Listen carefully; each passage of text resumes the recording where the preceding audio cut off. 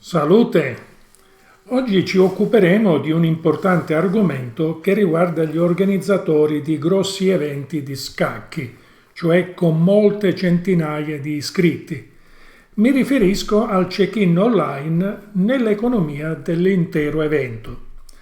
Sebbene questo argomento riguardi un pubblico ristretto, affronteremo argomenti che ritengo siano utili anche a chi oggi organizza tornei medio-piccoli. Il servizio di check-in online è usato per esempio nel Grenke Open di Karlsruhe in Germania, a cui partecipano oltre 1 migliaio di giocatori. So che è stato implementato da qualche bravo programmatore italiano per un importante torneo per il quale collabora. Quindi non è una novità nel mondo degli scacchi e chi lo usa oggi ha sviluppato gli strumenti informatici affrontandone le spese. La novità è che ora questo servizio è reso accessibile a tutti all'interno di un ecosistema coerente che affronta e risolve tutte le problematiche dell'evento scacchistico in ogni sua fase. L'elevato numero di partecipanti ad un grosso evento comporta una maggiore complessità in quanto occorre una gestione puntuale delle registrazioni, una verifica scrupolosa dei requisiti di ammissione di ciascun giocatore, incasso delle quote di partecipazione, controllo delle presenze e rigoroso rispetto degli orari ufficiali di gioco. In questa presentazione vedremo che in questo contesto il check-in online non è un semplice optional tecnologico, ma uno strumento strategico che incide direttamente sulla qualità organizzativa, sulla serenità dei giocatori e sulla buona riuscita complessiva dell'evento. Qual è il problema del check-in tradizionale, quello in presenza? Questo tipo di check-in nei tornei di grandi dimensioni ha delle note criticità. Afflusso concentrato di giocatori nelle ore precedenti l'inizio, lunghe code, stress per i partecipanti, pressioni sugli organizzatori e sul personale di segreteria con le richieste più variegate, rischio di errore nei dati del giocatore o nei pagamenti, arbitri costretti a lavorare in condizioni caotiche e comunicazione di informazioni incomplete o errate. Tutto ciò si traduce inevitabilmente nel ritardo dell'avvio del primo turno, con conseguenze su tutto il programma. Tutto questo genera tra i partecipanti una sensazione diffusa di disorganizzazione, anche quando in realtà il torneo è ben strutturato. Se invece l'organizzatore sin da subito decide di voler usare il servizio di check-in online, necessariamente ribalta la logica di questo modello. Cioè non si tratta solo di anticipare una procedura, ma di spostare a monte tutte le attività critiche, consentendo di arrivare al giorno del torneo con una situazione chiara, verificata e stabile. Cioè i giocatori confermano in anticipo la loro presenza. I dati anagrafici e sportivi risultano già validati dallo staff organizzativo, meglio se fatto con l'aiuto di un arbitro che conosce i regolamenti. E ciò viene fatto a mano che arrivano le registrazioni, cioè possesso dei requisiti di ammissione, corrispondenza tra FID-ID e dati anagrafici, tesseramento e tutto il resto. Verifica della stabilità del punteggio ELO per un eventuale cambio automatico di torneo, cioè se il torneo è a giugno ma il giocatore si registra a febbraio, nel frattempo il suo punteggio potrebbe cambiare e non poter più giocare in quel torneo in cui si è iscritto a febbraio e quindi deve essere spostato dall'organizzatore. Naturalmente occorre comunicarglielo per tempo. Lo stato del pagamento è noto e reso pubblico allo stesso giocatore. Idealmente non si dovrebbero accettare pagamenti in sede di gioco proprio per evitare tutti quei problemi che abbiamo detto poco fa. L'elenco dei partecipanti è definitivo già all'inizio del check-in e non sono ammesse ulteriori registrazioni in sede, ma solo perfezionamenti di quelle esistenti.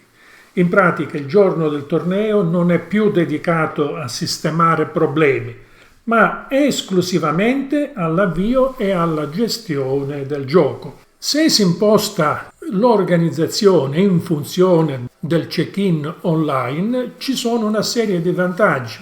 Vediamo quali sono quelli per l'organizzatore. Il flusso di lavoro diventa semplice, leggero e prevedibile. Leggero perché è diluito nel tempo e non nelle ultime settimane prima dell'inizio del torneo. Riduzione drastica delle attività manuali il giorno dell'evento. Controllo chiaro degli stati in cui si trova il giocatore durante tutto l'iter, dalla richiesta di partecipazione alla verifica dei dati, al pagamento fino al check-in. Possibilità di chiudere iscrizione e check-in con regole automatiche. Migliore pianificazione delle sale, dei turni e delle risorse senza sorprese dell'ultimo momento. In pratica l'organizzatore passa da una gestione reattiva, cioè cerca di mettere una pezza quando si presenta un problema, ad una gestione proattiva, cioè è tutto previsto e sa cosa fare a seconda di quelle poche situazioni in cui appare qualche richiesta. Esistono anche vantaggi per il giocatore. Comodità, tutto può essere fatto da casa o dal telefono mentre si è in viaggio, risparmiando code e stress.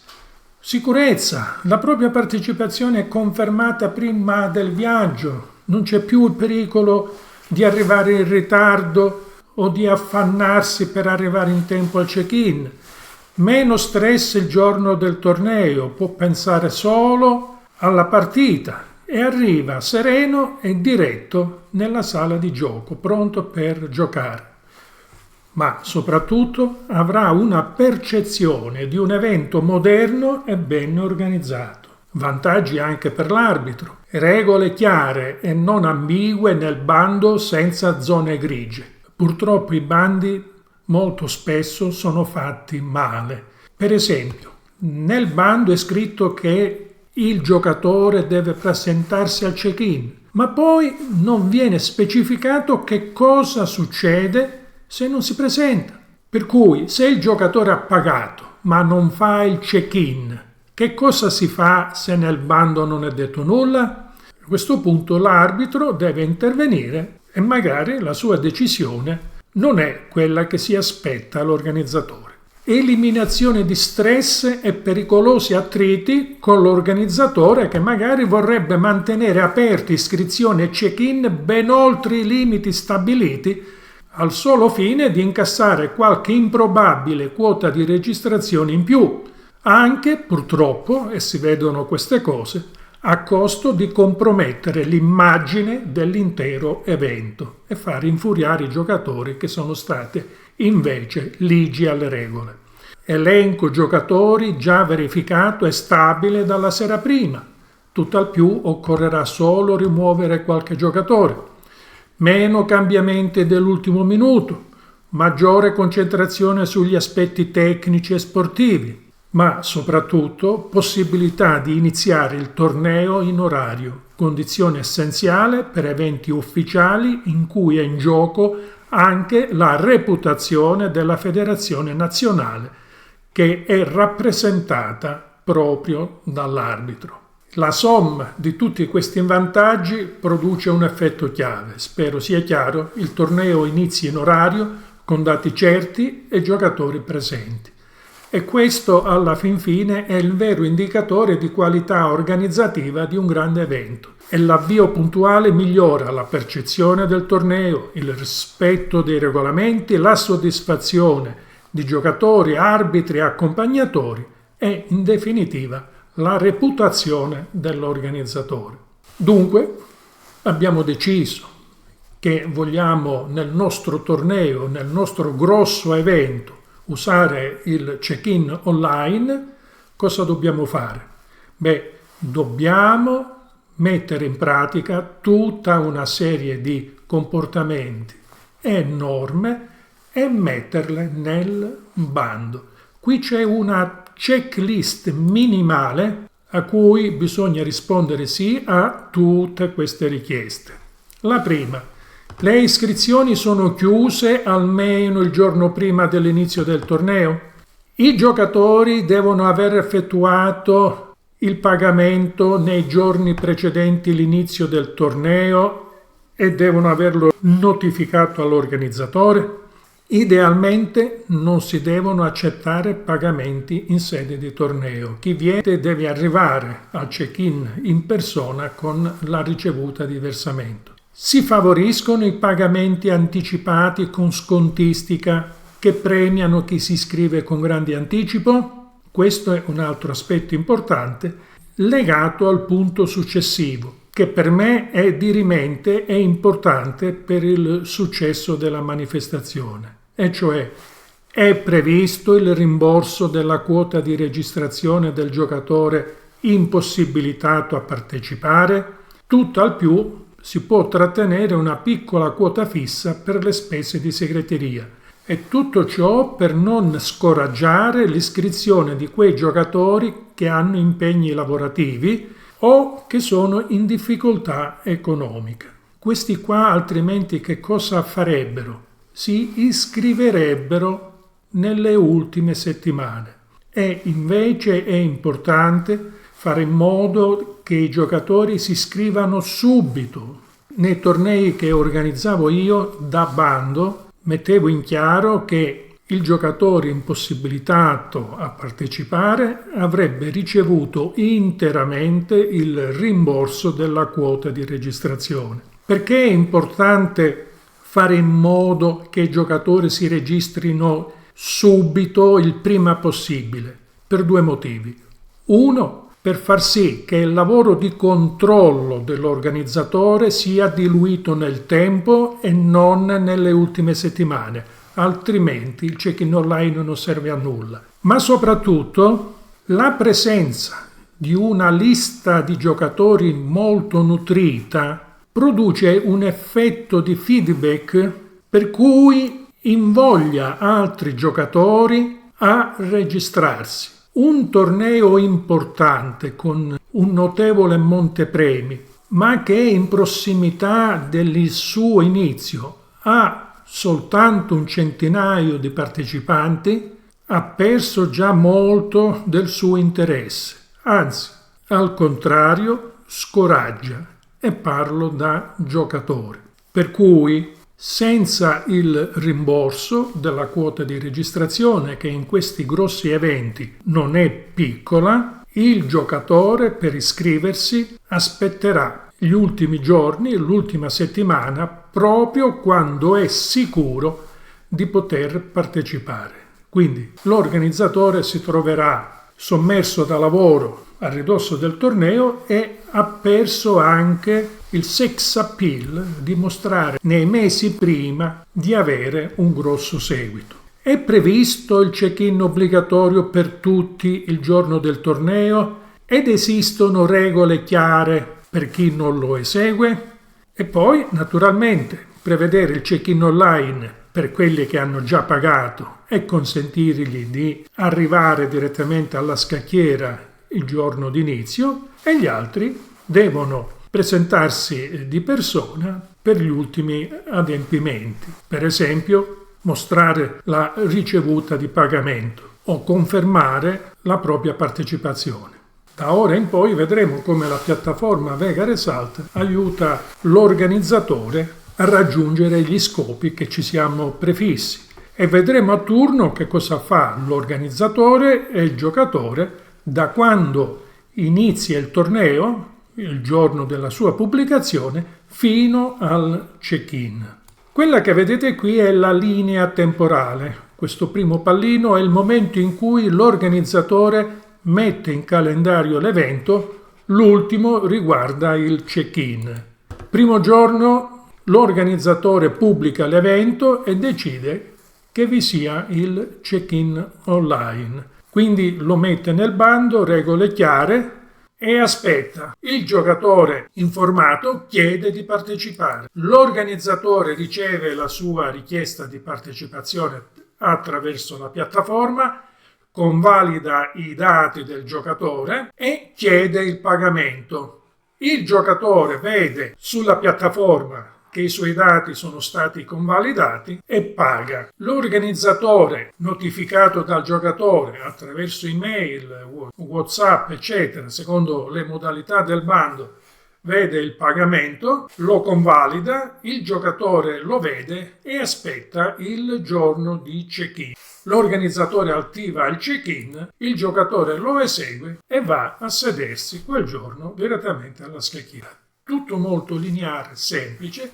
Ora vediamo proprio qualche schermata che mostra quello che abbiamo detto poco fa in questo schema. Allora, l'organizzatore pubblica il torneo, definisce la presenza del check-in che per il momento è spento. I dettagli li troverete nel manuale d'uso. Qui le schermate sono in inglese perché intendo riciclare questa presentazione anche per gli organizzatori stranieri che sono molto interessati a questa modalità. Inoltre, per ogni torneo si abilitano le registrazioni online, si chiudono almeno il giorno prima, si mostrano i giocatori registrati e che hanno anche pagato. Tutti gli altri non si vedono. Il giocatore ha saputo del torneo, sulla piattaforma si iscrive. Qui seguiamo l'avventura di questo giocatore che ha chiesto di partecipare. Preme il pulsante e gli arriva una email. Adesso andiamo a vedere questa email. Eccola qui. Vi sono 3 link, ognuno con un compito specifico. Il primo serve a confermare la volontà di partecipazione, ma anche a stabilire un reale contatto con l'organizzatore, perché viene convalidata l'email. Cliccando qui si conferma che il giocatore ha prodotto una valida richiesta di partecipazione. Quest'altro link, invece, è il link di stato, è un link in cui il giocatore segue tutto l'iter durante la fase di scrutinio della sua partecipazione, del pagamento e del check-in. Questo link è invece quello che verrà usato il giorno del check-in per portarlo a termine. Sento qualcuno che sta domandando: e se qualcuno per sbaglio cancella queste email, che succede? Non succede nulla, perché il giorno del check-in potrà comunque recuperare di nuovo questa email ed effettuare il check-in, quindi nessun problema. Allora, se clicco qui, il giocatore viene mandato in una pagina Vega Result in cui gli si ricorda come sarà fatta la procedura e qui sotto trovate lo stato in cui si trova al momento. Per esempio, la sua richiesta di partecipazione è valida, quindi ha stabilito un primo contatto con l'organizzatore e ora i dati sono in attesa di essere approvati. Se clicca qui troverà il link del suo status, c'è il riepilogo dei dati del giocatore e con quello che abbiamo detto poco fa.